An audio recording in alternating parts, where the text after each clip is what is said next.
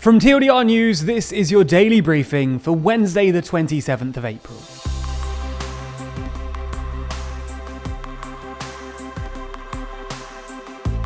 Good afternoon. Today we're going to be explaining some of the world's biggest stories, including the sentencing of Myanmar's former leader and the passage of the policing bill right here in the UK. We'll also be answering today's big question: how is China's zero COVID strategy going? As well as discussing the EU's new big tech regulation. But first, let's talk about the meeting of 40 countries in Ukraine.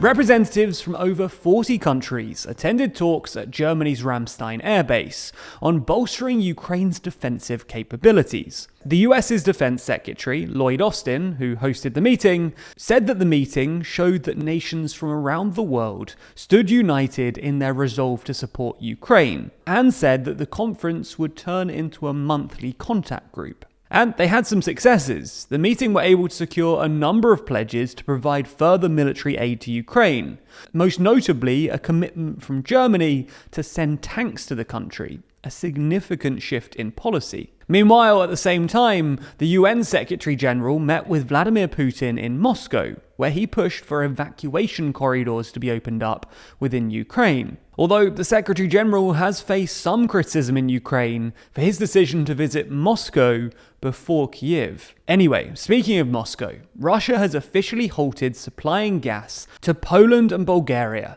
in response to both countries rejecting Russia's demand to pay their bills in rubles. Russian state gas giant Gazprom informed the two countries that their supply would be suspended starting from today. And that's significant because Gazprom supplies make up around 50% of Poland's consumption and 90% of Bulgaria's. This suspension of gas supplies is the first since Putin demanded that unfriendly foreign buyers pay for Russian gas using rubles instead of euros or dollars. Poland and Bulgaria, both EU and NATO members, accused Gazprom of breaching their contracts, while the EU has accused Russia of blackmail using gas. In response to the news, Poland's Prime Minister said that we will cope with this blackmail in such a way that the Poles don't feel it, while Bulgaria's Energy Minister said that at present no restrictions on gas consumption have to be introduced within the country.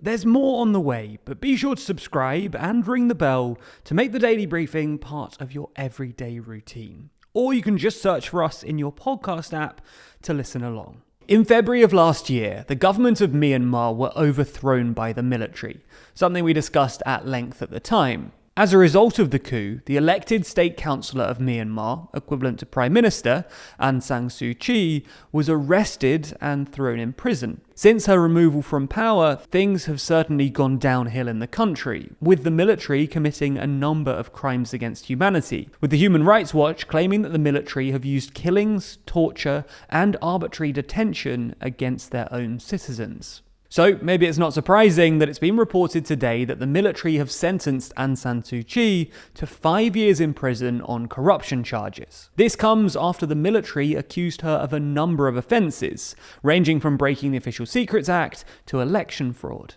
In any case, the military have claimed that she accepted 11.4 kilograms of gold bars and cash, which were worth around $600,000 from the chief minister of the capital city. However, the Human Rights Watch have described all of these claims and the sentencing as bogus.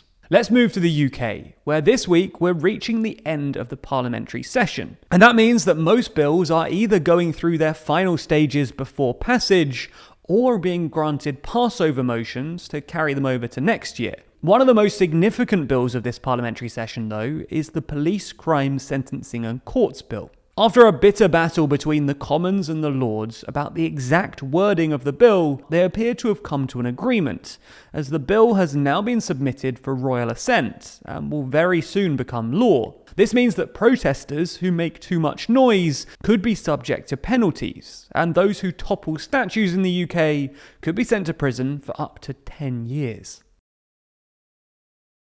Finally though, it seems today that the current inflation and cost of living crisis is starting to hit the big corporations too. Alphabet, the parent company of Google, YouTube, and many other businesses, has just released its quarterly earnings report, and it wasn't a great read for shareholders. Admittedly, the company did make a quarterly profit of $16.44 billion, which sounds like a lot and does mean that Alphabet shares are worth $24.62 each. But this is below the expectation of $25.76 that the business was hoping for. One of the reasons for this share slump, though, is probably due to the success of YouTube competitor TikTok, as well as inflation having a knock-on effect with advertisers. This probably also wasn't helped by the fact that YouTube suspended all monetization for videos being published in Russia. And while this clearly was a moral move to try and take a stand against Russia, it has almost certainly hurt their bottom line. That's all we have time for on YouTube today. But if you want more, including the answer to today's big question, how's China's COVID-0 strategy going, as well as our discussion of the EU's new big tech regulation, then you should watch the extended version of the daily briefing over on Nebula. Nebula subscribers not only get everything you've already watched ad-free, but also get an extended version of the show every single weekday. Available to watch on Nebula or to stream on your podcast app of choice. So if you want to support the channel and get an even more extensive briefing every day, then you'll want to sign up. And there's good news. Our friends at CuriosityStream, the streaming service with some of the world's best documentaries, is offering a deal whereby you can get both platforms, CuriosityStream and Nebula, for less than $15 a year. That's all the documentaries you could want on CuriosityStream, and then more TLDR on Nebula, including the extended briefing, other full exclusive TLDR videos, and, well, it's always ad-free too. Click the link below to get both services for less than $15 a year and support the channel.